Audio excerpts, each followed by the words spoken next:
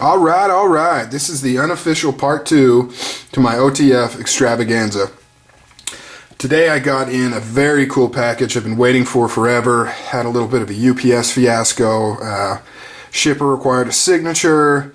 They came by. Somebody was here at the house, but you know, God forbid they were in the bathroom for 5 seconds if they showed up. Missed it, sent it back. They didn't show up today when they were supposed to at the allotted time period. But luckily, was able to be signed for, and I got it.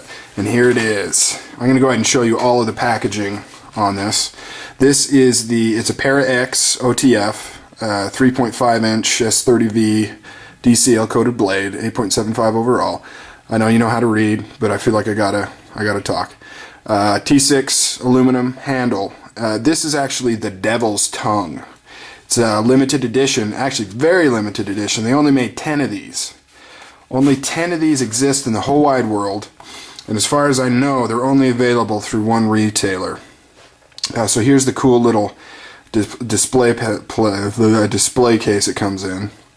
And here is the OTF right here. Excellence by design. Made in the USA, Paragon Cutlery Company. Now Paragon has been around, or they were around, for a long time. Then they went out of business, and then they were purchased by a company, Asheville Steel, purchased them. They're a steel manufacturer. They purchased not necessarily a company, but the rights to the designs. So they purchased the designs, and they actually made a lot of improvements on those designs. They increased the quality, the materials, the tolerances, and things like that. And that's what I'm going to talk about here, the Paragon. Now the Devil's Tongue, I mean, it's not a super unique version of the Paragon. For all intents and purposes, it's just a red-handled Paragon, but it's got double full serrations. Now normally serrations on an OTF, you're just looking at a little bit down there, maybe 30% or so, whereas this almost goes really all the way up. So double serrations. The fit and finish on this is just staggering. I mean, it's just absolutely perfect. Got a little bit of scata on there. Just absolutely 100% beautiful. It's got the red anodized T6 aluminum. In comparison, I'll be doing some comparisons to this. So this retails for about 180 bucks. But I'll tell you about a super killer deal where you can get this for quite a bit cheaper. But this is like a $30 Chinese knife.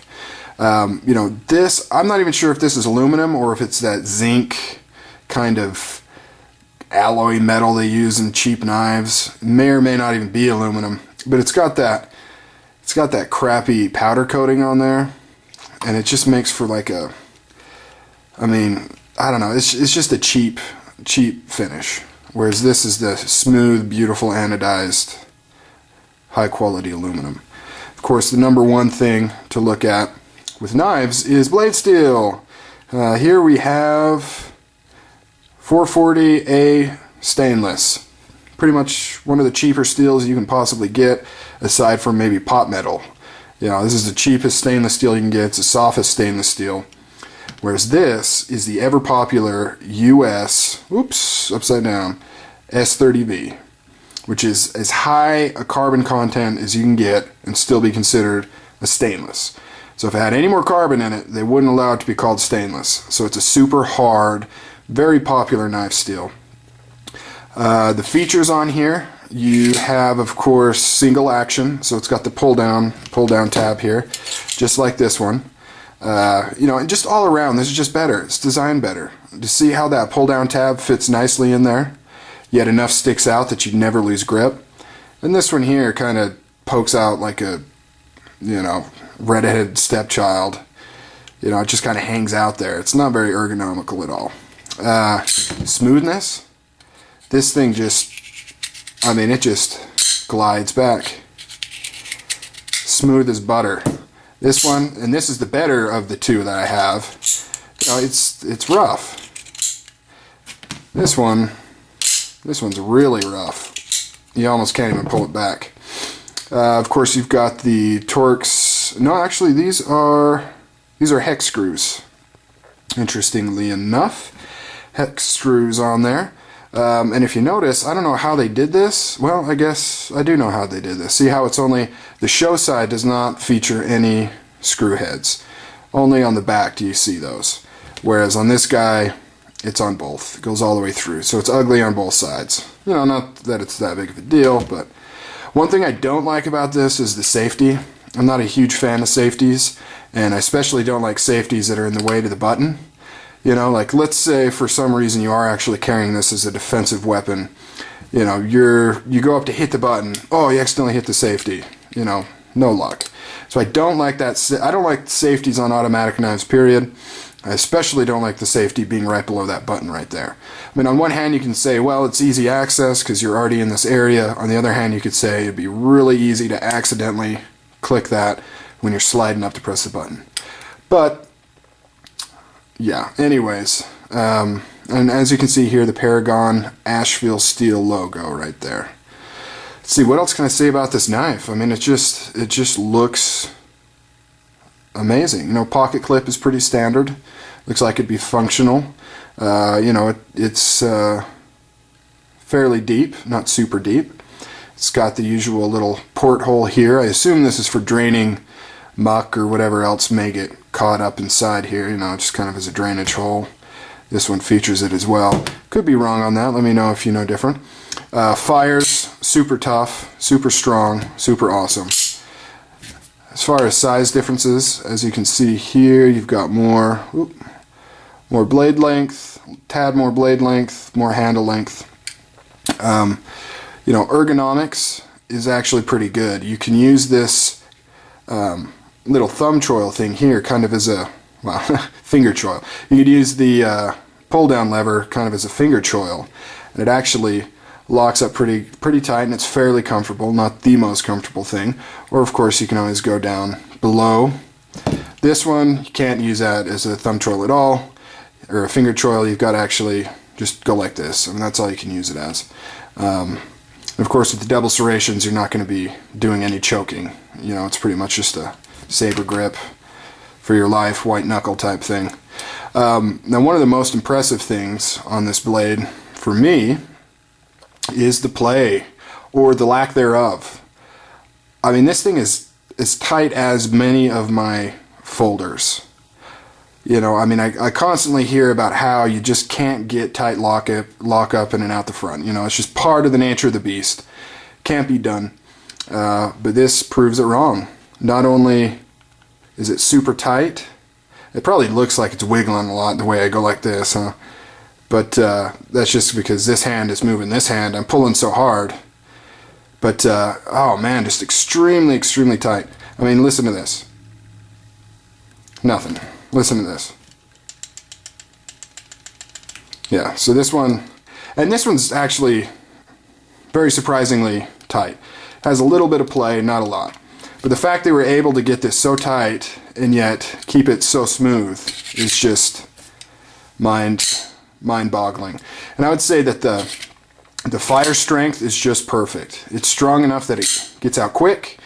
It'll go through 2 sheets of printer paper, but it's not so strong that, you know, it's going to damage the knife. You know, you could open this up and put in super strong springs where you have to, you know, really pull back and have this thing, bam, shoot out of there. But after using it over and over again, it's eventually going to start to damage some of the internal parts, because that's a lot of force slamming in up here. So really, you just want enough to open it up quickly, strongly, and through a little bit of resistance. You don't really want it to be like a ballistic knife where it actually, you know, fires and can blast through things. It's just overkill. It'll damage the knife.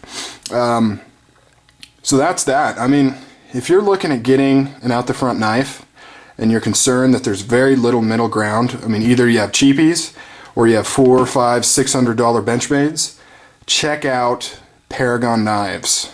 They make some excellent out-the-fronts, as you can see here.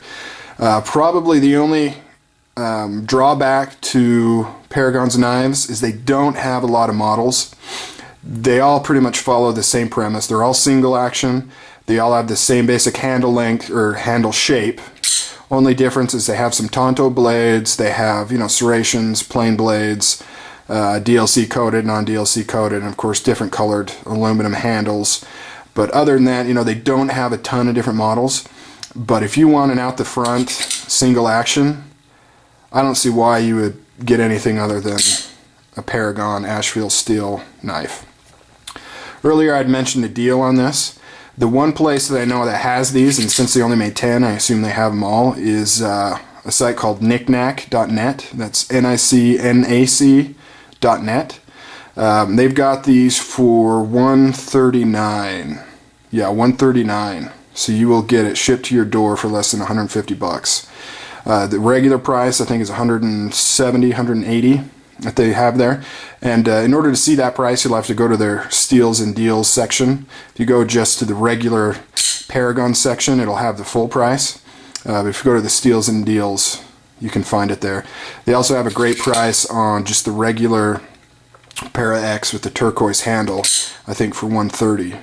And then they have, you know, just every other imaginable Paragon at regular price.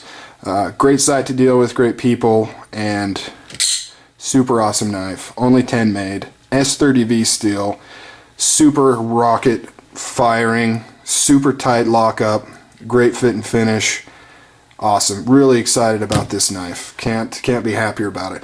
Alright guys, I've talked long enough. You guys continue on with your evening or morning or whatever, whenever you're watching this. And take it easy. Stay sharp. I'll talk to you guys soon. Bye.